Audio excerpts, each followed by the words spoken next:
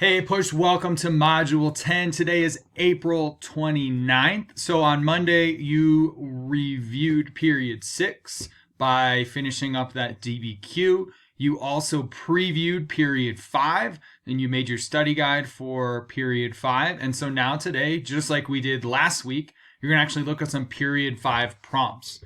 I want to point out really quick, some people did an amazing job on this last week. I'm looking back at some of the module 7s. I loved one person did color coding of the prompts. That is amazing. That is an awesome idea. I would highly recommend doing something like that on the May 15th test. And also, not only did this person color code, they had awesome thesis statements with clear topic sentences that use Decify to break it down. This person's like well on their way. When they see some documents on May 15th, they're going to crush those documents.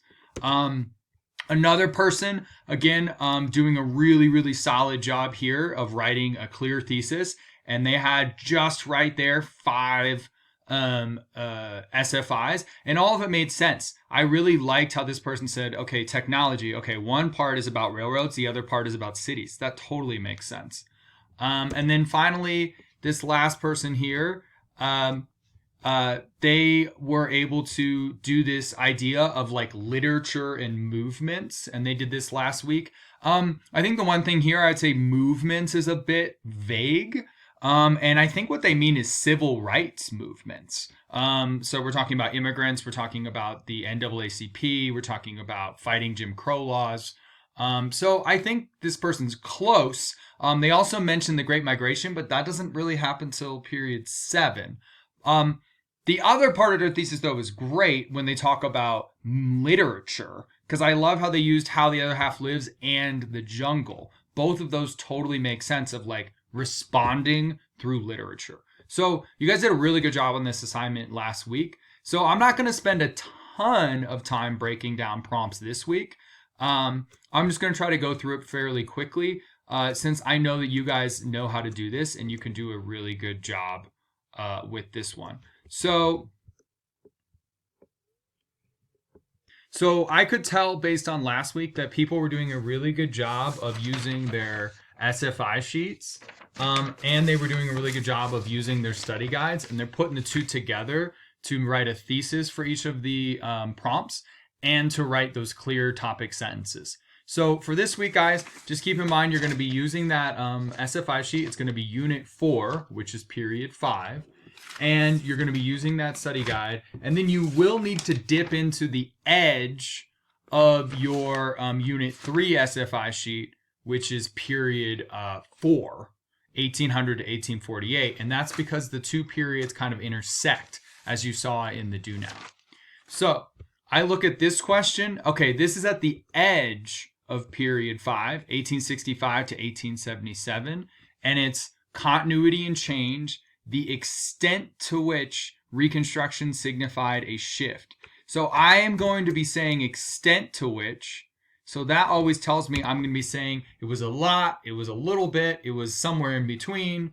And I think the best way to attack a thesis like this is either to say it was a huge change or it was very little change. Being in between is going to really be hard. And I think the easiest thing to say here is it was a huge change.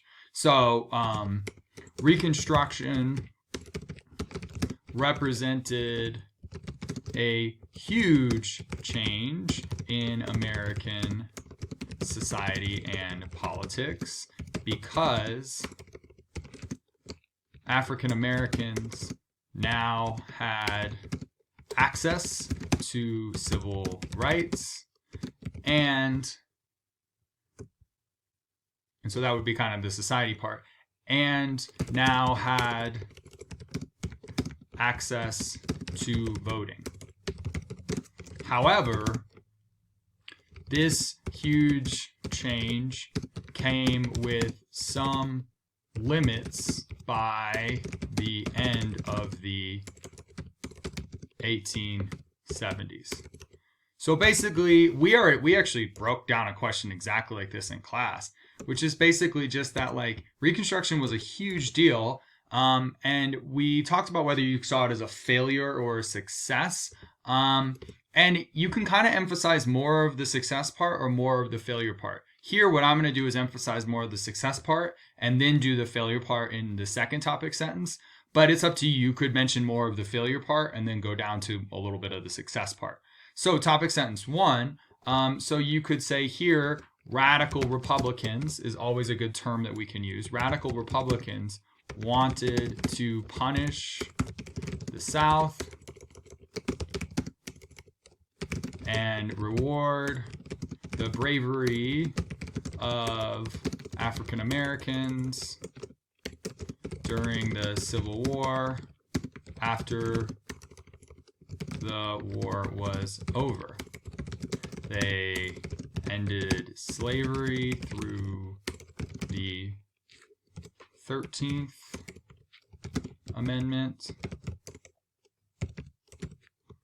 gave equal rights through the 14th Amendment, and gave voting through the 15th Amendment.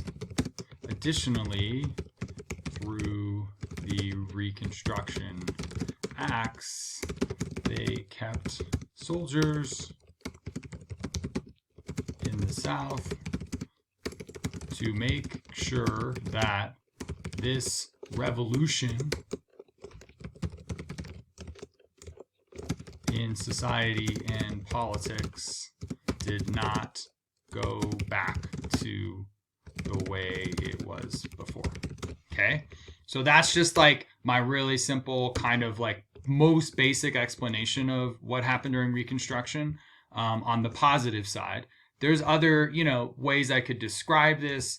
I could talk about the Freedmen's Bureau. I could mention, there's a bunch of different stuff I could throw in there, but it's basically saying this is a huge change because of all of these amendments that were passed and the soldiers there to keep it. Now, I know from my thesis, right, I'm going to go into the limits here. Some limits of Reconstruction were the violence in the South through the actions of the KKK and Southern Democrats who fought against everything the Republicans did through black codes, through beginning sharecropping, etc. Yeah, it's not X, etc.